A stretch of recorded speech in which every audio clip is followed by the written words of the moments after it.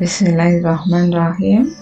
Pada video sebelumnya saya sudah pernah mengunggah materi tentang black box testing, di mana pada pengujian black box testing merupakan pengujian yang mengabaikan mekanisme internal sistem atau komponen dan fokus mata-mata pada output yang dihasilkan yang merespon input yang dipilih dan kondisi eksekusi.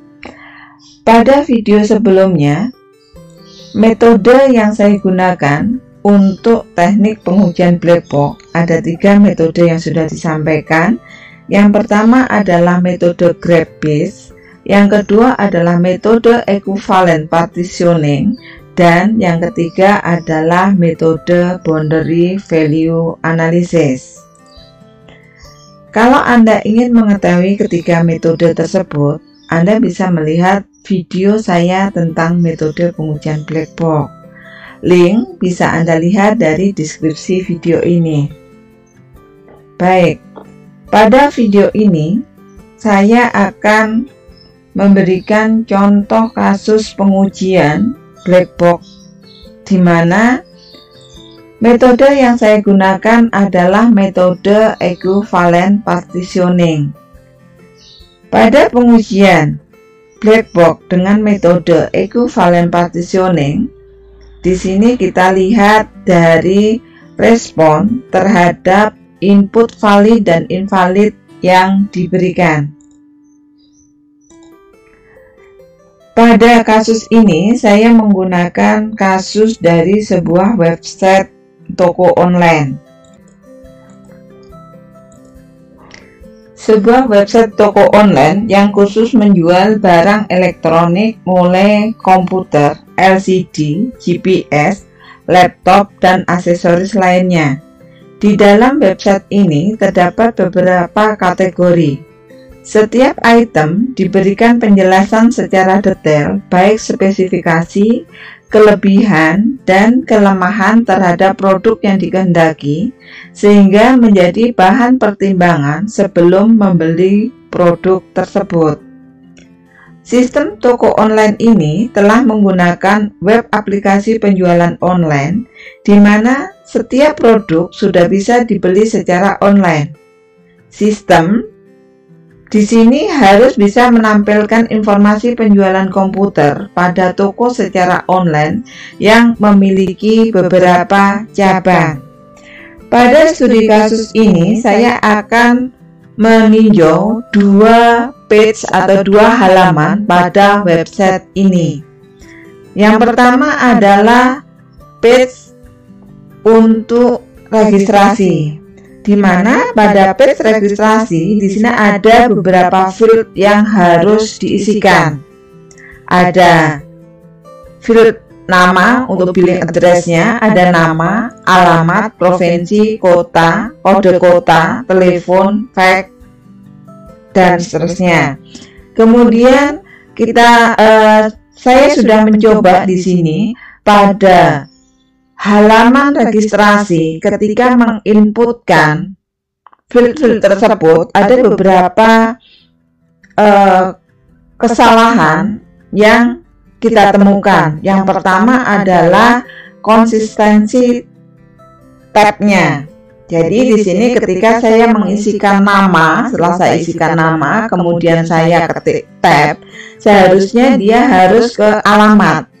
Setelah alamat, kita tekan tab lagi, maka dia harus lari ke provinsi. Kita tab lagi ke kota, kita tab lagi ke kode pos. Tetapi ternyata pada halaman ini ketika sudah diisikan nama, kita tab, dia larinya bukan ke alamat, tetapi ke kode pos. Ketika kode pos sudah diisi, kita tab lagi, maka dia naik ke atas ke alamat. Kita tab ke provinsi, kita tab, dia lari ke fax, dan seterusnya. Jadi di sini dengan menggunakan pengujian black box untuk halaman registrasi ini, yang pertama tadi saya temukan di sini ketidakkonsistenan arah tab yang dituju. Kemudian yang kedua adalah ketika saya menginputkan nama seharusnya dia adalah string.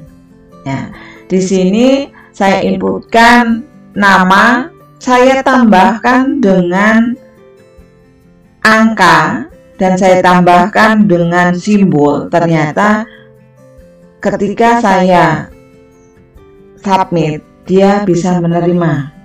Ini adalah kesalahan yang ditemukan karena sistem bisa memproses input invalid dan tidak ada message yang dikeluarkan.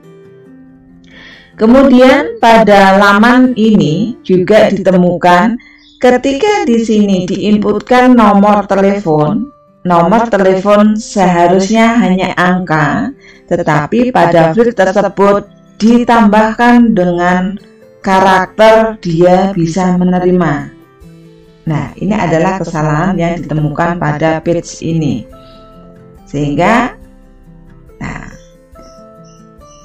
ini adalah resume yang saya dapat ketika saya mengujikan pada halaman registrasi. Yang pertama adalah tab indeksnya tidak berjalan semestinya, loncat-loncat.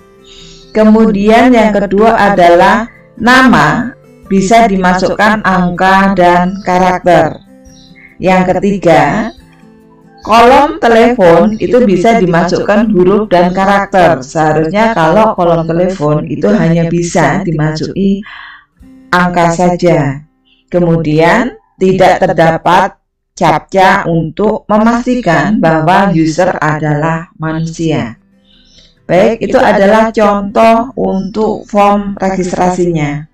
Form yang kedua, halaman yang kedua atau page yang kedua adalah di sini pada halaman pencarian. Pada halaman pencarian, Anda lihat ini sudah saya capture ya. Jadi Anda bisa lihat ketika saya memasukkan di sini max price, maksimum harga, ketika saya inputkan bukan angka, ya, field ini bisa menerima, dan ketika diolah, di search, dia bisa diolah dan tidak ada pesan bahwa max price adalah angka. Tetapi di sini ada kesalahan yang kedua adalah keterangan kesalahan. Apapun kesalahan yang diinputkan di sini, maka message yang keluar adalah without dozen and decimal separator. Nah, ini adalah kesalahan yang kedua. Baik, dari form tersebut, kolom harga bisa dimasuki dengan huruf dan karakter. Kemudian pesan kesalahan pada pencarian tidak sesuai dengan kenyataan. Seharusnya kalau itu adalah kesalahan pada penginputan field maksimum price-nya, maka seharusnya pesannya juga harus bisa berubah. Tetapi ternyata pada halaman tersebut selalu yang muncul adalah without dozen and decimal separator. Apapun kesalahan yang terjadi di dalam halaman tersebut. Kemudian untuk isi form, ya, pada isian form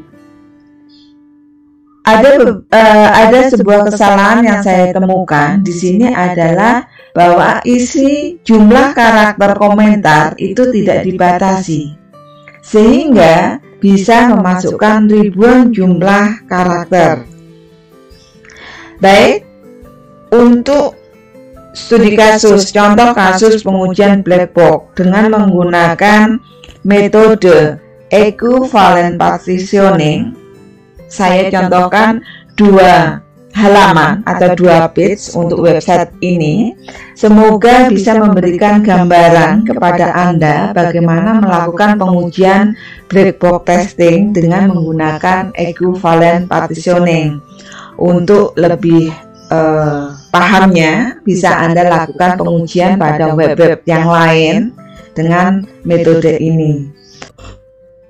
Terima kasih atas perhatiannya. Sampai bertemu lagi dengan video berikutnya dan materi yang lain.